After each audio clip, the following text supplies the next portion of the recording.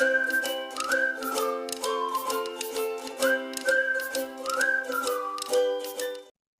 Students.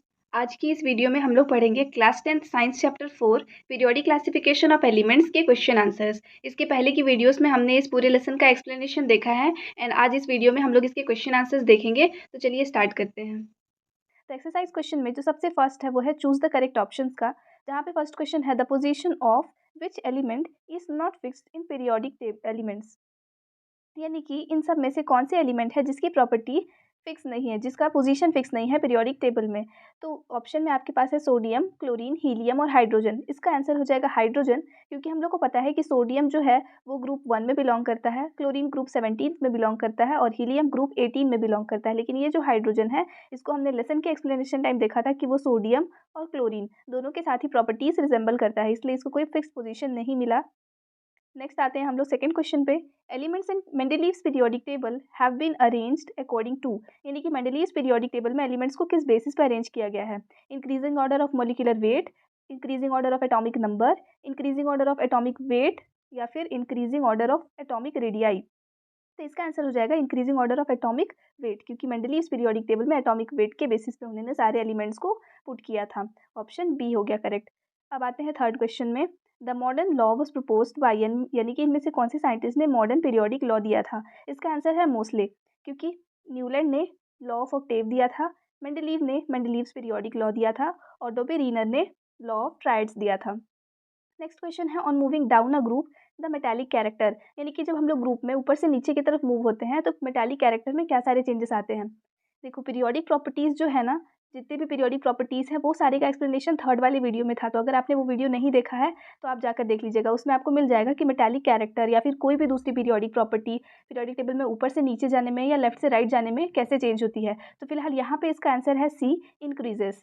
Next है which of the following depict increasing atomic sizes of sodium, lithium and potassium, यानी कि इनमें से कौन सा जो है वो करेक्ट सीक्वेंस है सोडियम, लिथियम और पोटेशियम के इंक्रीजिंग एटॉमिक साइज का।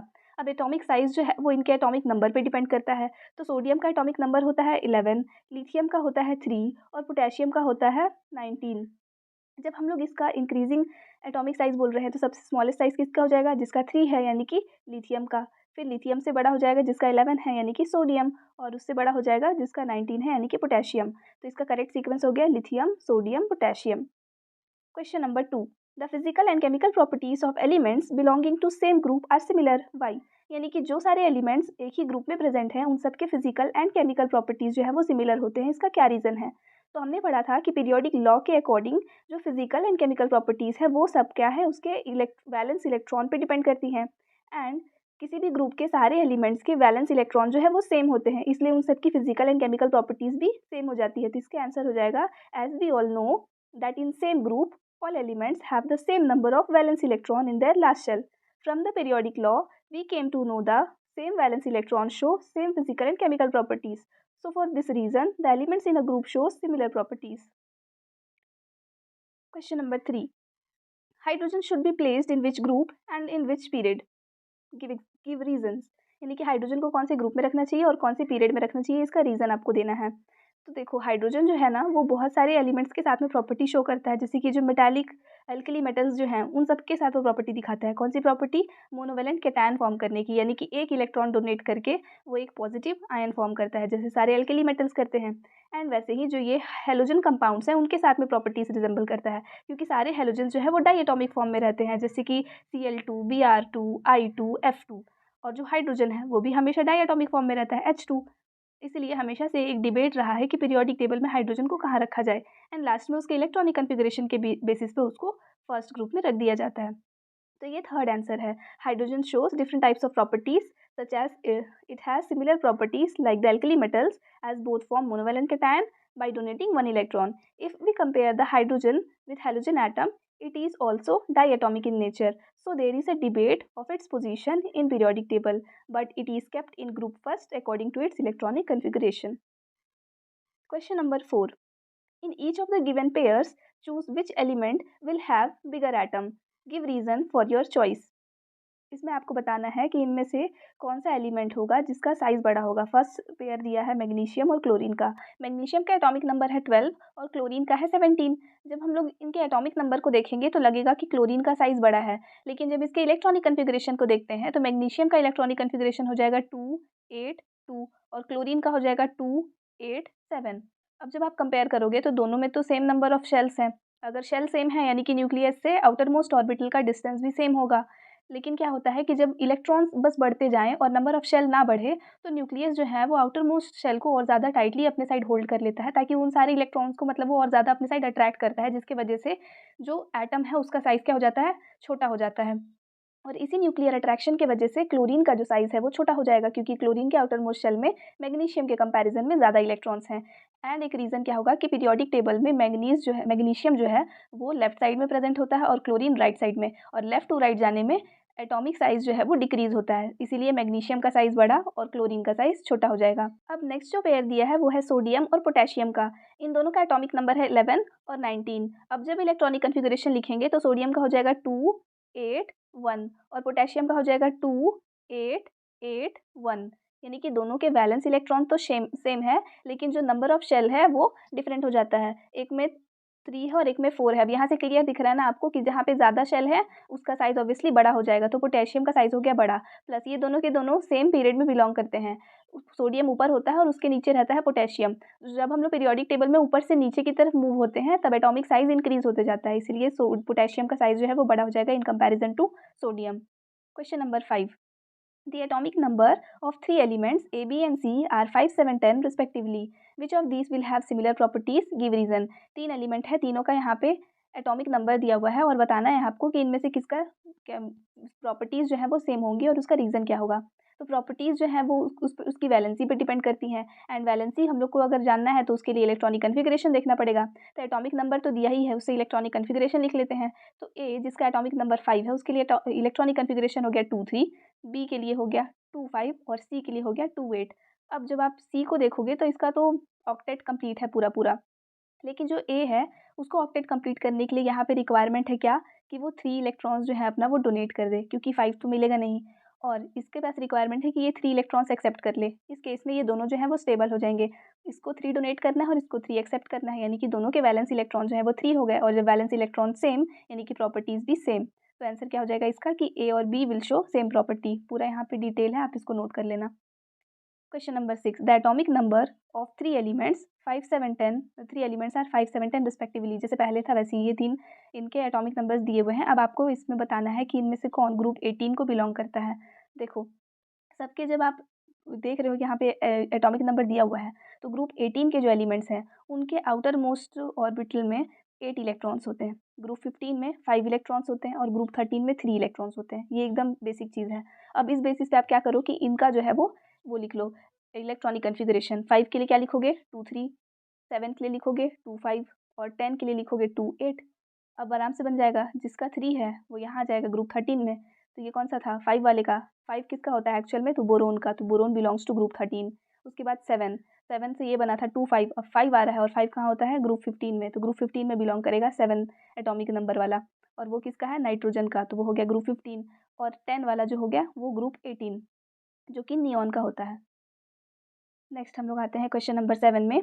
ए B and C are three elements, तीन एलिमेंट है ए बी और सी जो कि ट्रायड फॉर्म करते हैं। इनका एटॉमिक वेट जो है वो दिया है ए के लिए 7 और सी के लिए 39। तो डोबेरिनर्स रूल ऑफ ट्रायड्स के अकॉर्डिंग आपको atomic weight of B calculate करना है। अब डोबेरिनर्स रूल ऑफ ट्रायड के अकॉर्डिंग क्या था कि एटॉमिक वेट जो है मिडिल वाले एलिमेंट का वो फर्स्ट एंड लास्ट एलिमेंट के एटॉमिक वेट के सम का जो एवरेज होता है, तो वही करेंगे हम लोग, इन दोनों का सम करेंगे और उसका एवरेज निकालेंगे।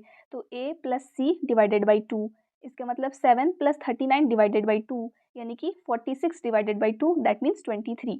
ये हो गया answer. Now question number 8, periodic table का एक छोटा सा पोर्शन यहाँ पे बना हुआ है और पूछ रहा है कि जब हम लोग इसमें हॉरिजॉन्टली मूव हो रहे हैं, मतलब इस डायरेक्शन में ना लेफ्ट टू राइट जब मूव हो रहे हैं, तो इन सारे प्रॉपर्टीज़ में क्या चेंजेस आ रहे हैं। ये भी हमने थर्ड पार्ट जो था इस लेसन का, थर्ड पार्ट वाला जो वीडियो है उसमें पूरा देखा है कि पीरियोडिक प्रॉपर्टीज़ कैसे चेंज होते हैं ना लेफ्ट टू राइट और अप डाउन मूव होने में। तो वहाँ आपको इसका कंप्लीट एक्सप्लेनेशन मिलेगा। अभी आंसर मैं बता दे रही हूँ। फर्स्ट चीज़ बोला है मेटालिक कैरेक्टर कैसे चेंज हो रहा है। तो जब हम लोग लेफ्ट टू राइट जाते हैं तो हमने पढ़ा था कि मेटालिक कैरेक्टर जो है वो डिक्रीज होते जाता है, इसलिए इसका आंसर हो जाएगा डिक्रीजेस। नेक्स्ट है इलेक्ट्रोनेगेटिविटी और इलेक्ट्रॉन एफिनिटी, ये दोनों प्रॉपर्टीज़ जो हैं वो सेम तरीके से चलती हैं, मतलब लेफ़्ट टू राइट जाने पे दोनों का दोनों क्या होता है, इंक्रीज़ होता है, और ऊपर से नीचे आने में दोनों डिक्रीज़ होता है। इसलिए इसका आप सेम आंसर आराम से लिख सकते हैं एक साथ। इसमें भी इंक्रीजेस, मतलब इलेक्ट्रोनेगेटिविटी में भी इंक्रीजेस और इलेक्ट्रॉन एफिनिटी में भी इंक्रीजेस। रीज़न क्या देंगे? Because on moving from left to right the electronegativity and electron affinity increases. Question number 9, why did Mendeleev leave gaps in the periodic table, यानी कि पीरियोडिक टेबल में Mendeleev ने gaps क्यों छोड़े थे, उसके एग्जाम्पल के थ्रू आपको एक्सप्लेन करना है। तो क्या हुआ था, जब मेंडलीव ने पीरियोडिक टेबल बनाया था तो एलिमेंट्स को उनके एटॉमिक मासेस के अकॉर्डिंग रखा था, और बहुत सारे एलिमेंट्स थे जो कि उस वक्त तक डिस्कवर नहीं हुए थे, तो उनको लगा कि जब फ्यूचर में कभी डिस्कवर होंगे तो वो जिस भी के साथ रिजेंबल करते होंगे प्रॉपर्टी, उसके आसपास रख दिए जाएंगे, इसलिए वो सिमिलर प्रॉपर्टीज़ वाले एलिमेंट्स के लिए गैप छोड़ते हुए गए थे अपने पीरियोडिक टेबल में। एंड बाद में सच में ऐसे एलिमेंट्स डिस्कवर भी हुए। एग्जाम्पल यहाँ पे स्कैंडियम, गैलियम और जर्मेनियम दिया हुआ है, तो आप उसको आंसर में फ्रेम कर सकते हैं कि the arrangement of Mendeleev's periodic table was according to atomic mass of elements, so he kept different types of elements according to their increasing atomic weight and also showing similar properties in the same group. When he does not find any element of similar properties, he leaves a gap so that in future, when any element having the same property is discovered, it may be kept there. Examples: scandium, gallium and germanium. Question number 10, are Dobereiner's triads seen in Newlands octet, यानी कि क्या Newlands octet में भी डोबिनिनस triad देखने के लिए मिलता है, आपको कंपेयर करना है। तो देखो, ऑब्वियसली मिलेगा, क्योंकि डोबिनिनस ट्रायड और न्यूलैंड्स ऑक्टेट दोनों जो है वो एटॉमिक वेट के बेसिस पे ही बना हुआ है। तो एटॉमिक वेट के बेसिस में जब सेम प्रॉपर्टी के बेसिस में दोनों लॉ बने हैं, तो ऑब्वियसली दोनों क्या हो जाएगा, रिजेंबल करेगा एक दूसरे से, इसलिए इसका आंसर हो जाएगा yes, Dobereiner's triads are seen in Newlands octet. Example क्या देंगे आप, लिथियम, सोडियम एंड पोटेशियम का, क्योंकि ये दोनों ही लॉज को फॉलो करते हैं। Question number 11, give the trends shown by the physical properties when we go down a group or from left to right in period in modern periodic table. Size, valency, atomic size, valency, ionization potential, electronegativity, यानी कि जब आप periodic table में down the group move हो रहे हैं या left to right move हो रहे हैं, तब इन सारे प्रॉपर्टीज़ में क्या सारे चेंजेस आते हैं। ये भी वही थर्ड पार्ट वाली वीडियो में इसका एक्सप्लेनेशन मिलेगा। तो वैलेंसी में क्या चेंज आ रहा है, जब लेफ्ट टू राइट हम लोग जा रहे हैं तो वैलेंसी जो है वो 4th पीरियड तक इंक्रीज होता है एंड उसके बाद वो डिक्रीज होते जाता है, और टॉप टू बॉटम जो वैलेंसी है वो सेम रहता है। एटॉमिक साइज में क्या डिफरेंस आएगा, तो लेफ्ट टू राइट जाने पे एटॉमिक साइज डिक्रीज होगा एंड टॉप टू बॉटम जाने पे इंक्रीज होगा। आयोनाइजेशन पोटेंशियल और इलेक्ट्रोनेगेटिविटी ये दोनों एक जैसे होते हैं एंड एटॉमिक साइज के जस्ट इन्वर्स होते हैं। तो ये दोनों ही प्रॉपर्टीज़ क्या होंगे, जब हम लोग लेफ्ट टू राइट जाएंगे तो इंक्रीज हो जाएंगे, और जब टॉप टू बॉटम जाएंगे तो दोनों के दोनों डिक्रीज हो जाएंगे। क्वेश्चन नंबर 12, इलेक्ट्रॉनिक कन्फिग्रेशन दिया हुआ है एक एलिमेंट बी का जो है 287, एक आयोनिक कंपाउंड बनाता है वो ए के साथ और उसका फॉर्मूला है AB2। तो आपको वैलेंसी बतानी है एलिमेंट ए की। अब देखो, यहाँ से आप डायरेक्टली वैलेंसी बता सकते हैं, उसका एक सिंपल मेथड है, एंड दूसरा एक मेथड है इलेक्ट्रॉनिक कन्फिग्रेशन के बेसिस पे। मैं आपको दोनों बता देती हूँ। पहले यहाँ पे आप देखो, इसका इलेक्ट्रॉनिक कन्फिग्रेशन दिया है बी का, तो इससे हम लोग बी की वैलेंसी निकाल सकते हैं। आउटर मोस्ट यहाँ पे इसके 7 इलेक्ट्रॉन्स हैं, एक इलेक्ट्रॉन चाहिए, ऑक्टेट कंप्लीट हो जाएगा, तो इसकी वैलेंसी है 1। अब जब आप फॉर्मूला देखोगे तो यहाँ 2 लिखा है, अब ये जो 2 है वो वैलेंसी बी की तो नहीं है, तो ऑब्वियसली किसकी होगी, ए की। अब ये कैसे पता चल रहा है, और दूसरा तरीका, तो हम लोग लिखते हैं AB2, तो ये जो 2 लिखा है वो एक्चुअल में इसका वैलेंसी होता है, और यहाँ जो नहीं लिखा हुआ है ना वो एक्चुअल में इसका वैलेंसी है, कुछ नहीं लिखा है मतलब वहाँ पे 1 है। अब इसको कैसे आप समझ सकते हो, एग्जाम्पल आप ले लो सोडियम क्लोराइड का, जब हम लोग NaCl बनाते हैं तो यहाँ पे एक्चुअल क्या होता है कि Na का वैलेंसी होता है 1, +1 होता है, हम लोग को चार्ज से मतलब नहीं है।